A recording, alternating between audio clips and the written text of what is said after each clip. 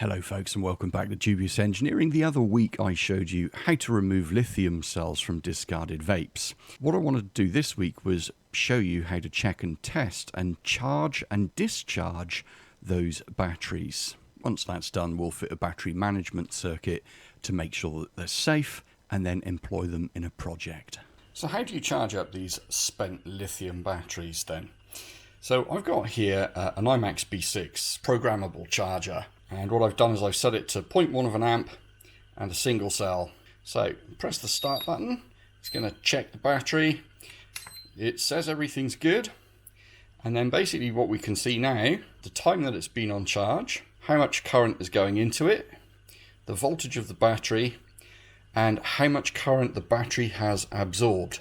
So after about 3 minutes here, then we can see we've got 5 milliamps that's been absorbed by the battery. The battery voltage is climbing slightly, so that's all good. And if you put your finger on the battery, it's still nice and cool. So I've stepped up the current a little bit. I was charging it at 0.1 of an amp, and I've now increased that to 0.2 of an amp. Hopefully you can see there that we've taken on board 167. That should be charged in about another hour or so. I've got it on a very low setting, and the battery feels very cool. Not warm at all. Quick update. Here we are at over 2 hours, and we've got 407 accepted by the battery, and the battery is still cool. So that's looking pretty promising. That's looking like it's going to do what it says on the tin. The battery finished charging, stopped at 4.2 volts. It had absorbed over 500 milliamps. So now I've started a discharge cycle, and that discharge cycle has been on for about four and a half minutes, discharging at half an amp. So far we have taken out 40 milliamps from the battery, and the battery voltage is now down to 3.88 volts. The discharge cycle will stop when we reach 3 volts. But looking promising. Here we have it, folks. The end result is 555 milliwatt hours on a discharge cycle that took 66 minutes and is left the battery with 3 volts in it. So that battery is working within specifications quite happily. That is marvellous news. So the next thing I wanted to do was show you how to make these batteries relatively safe. What I'm planning to do to get a little bit more capacity out of these batteries is just connect these two batteries in parallel. And then what I plan to do is use one of these. It's called a BMS, or a battery management and safety circuit. Multiple BMSs here, so I'm just going to break one of those off. We only need the one. And then what we're going to do, once we've soldered all of that lot up, is fit this battery into a project.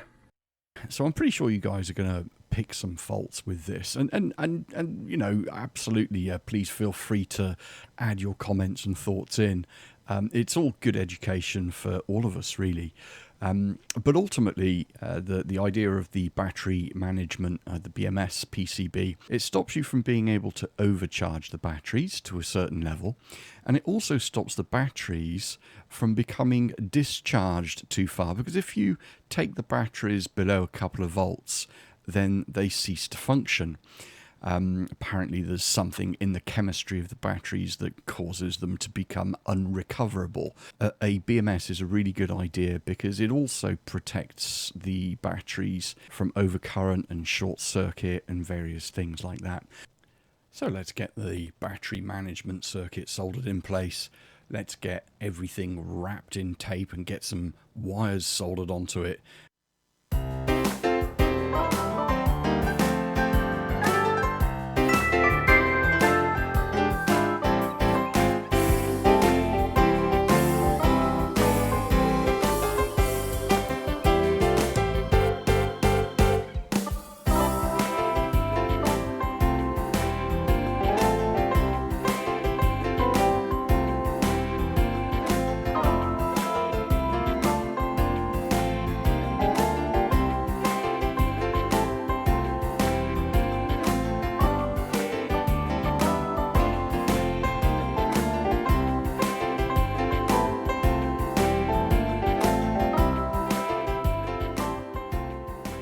kit radio that came from a Haynes manual that I've put into a box, and the box has got a half a ton of packing peanuts in it, just because I wanted to try and sort of deaden the sound of the speaker in there a little bit, and also I hadn't really sort of fixed anything in place properly, so that the packing peanuts served two purposes here.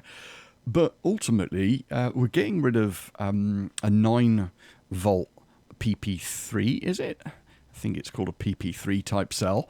This is an Amazon cell, and to be honest, they're expensive and they don't last very long. And we're replacing it with this lovely little battery pack that we've made. Again, the other fault that I'm sure you're going to see with this is the fact that there's no way of recharging those lithium-ion cells at the moment.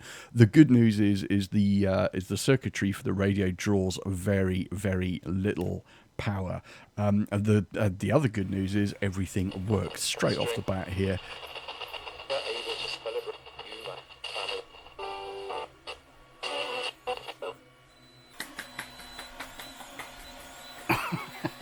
As always, thanks ever so much for watching. Take care, have a wonderful weekend, and we'll catch you in the next video. Cheers and beers. Don't forget, give us a good old thumbs up. Make sure you've subscribed if you haven't already, and we'll see you soon.